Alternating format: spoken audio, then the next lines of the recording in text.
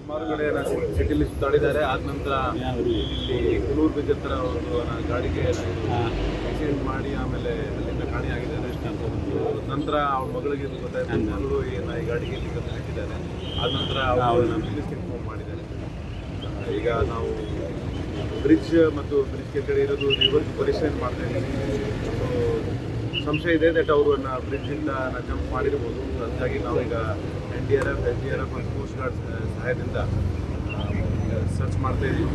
ಜೊತೆಗೆ ನಮ್ಮ scene of crime officers ಮತ್ತು ಅಫಿಷಿಯಲ್ಗಳು ಕೂಡ ಗಾಡಿದು ಮತ್ತು ಆ ಜಾಗದ ಪರಿಶೀಲನೆ ಮಾಡ್ತಾ ಇದ್ದೀವಿ.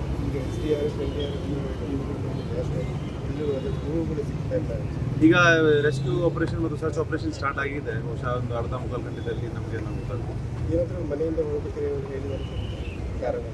ಈಗ ಖಚಿತವಾಗಿ ಹೇಳೋಕ್ಕಾಗಲ್ಲ, ನಾವು ಅದು ತನಿಖೆ ಮಾಡ್ತೀವಿ. ಬಟ್ ಆದರೆ ಫ್ಯಾಮಿಲಿಯ ಒಂದು ಕೆಲವು ರೀಸನ್ಸ್ ನಮ್ಮ ಗಮನಕ್ಕೆ ಬಂದಿದೆ, ಅದು ನಾವು ಈಗ